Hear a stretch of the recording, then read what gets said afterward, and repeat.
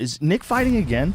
I don't know. For his last fight, obviously he wasn't in the best situation, mentally and stuff. So I would like to see him fight again, but I'd like to see him do a proper camp. So I just saw something yesterday. That's why I was going to ask. Something that said Nick Diaz plans to return. I think he wants to, but I really hope he does a proper camp and does it right. Because what did he do for the last one? Not much. Really? I think he was just going through some tough times in his life, and I don't really want to get into his personal life too much, but I think he was going through a tough time, and I don't think I would have liked to have pulled the fight and moved it back personally. Coach, expect Nick Diaz to fight by the end of the year.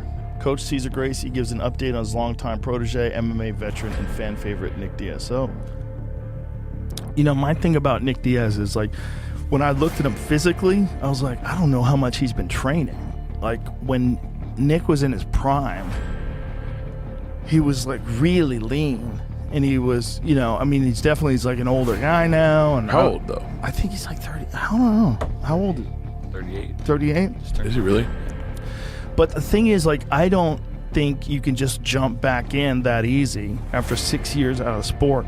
I think you'd probably need more time to prepare. I don't know. He kind of got fucked, right? Well, I don't know how much time he had to prepare and why they agreed to do a fight on short notice. Because I think it was only like 6 weeks' notice, which I think is fine if you're, Michael Chandler. If you're in like peak form right now and you're ready to go, and someone gives you 6 weeks, I bet you can get ready for a fight. But if you're a guy who's been off for that long, you're going to need more time, I think. I'm just guessing. I don't know how much time it took him. But my point was, he didn't do that bad for a guy that was out 6 months. Yeah. Robbie Lawler was pressuring him, and he was putting it on him, and he was definitely getting the better of the exchanges.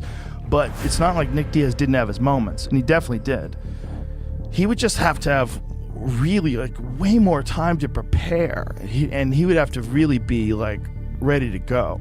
Like the old Nick Diaz, like the Nick Diaz that fought Anderson Silva, like the Nick Diaz that fought George St. Pierre, like the Nick Diaz that fought Paul Daly in Strikeforce. I mean, that dude was a fucking killer.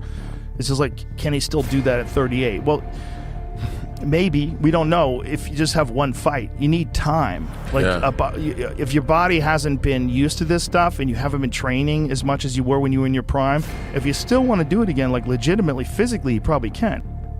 Yeah, so people were like thinking that he was kind of heavy, and that's why the fight wound up being. They fought at 85, right? I think they moved to 85. Yeah.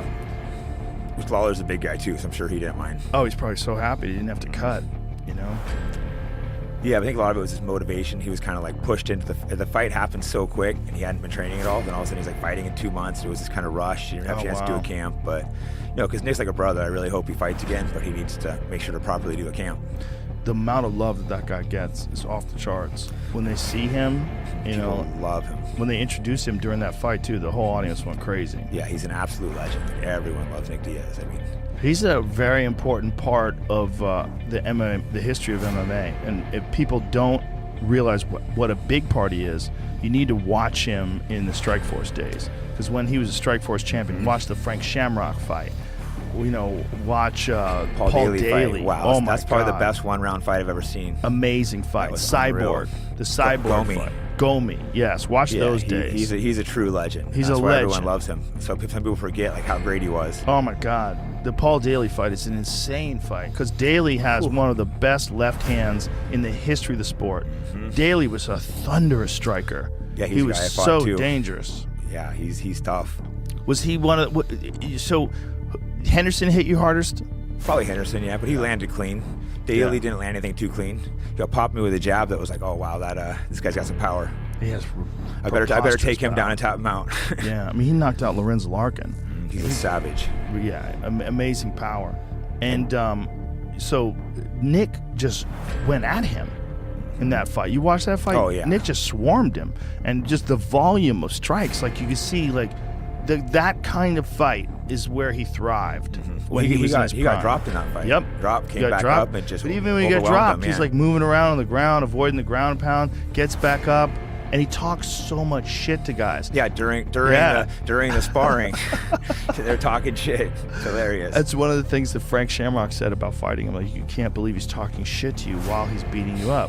Yeah, it just adds humiliation to it.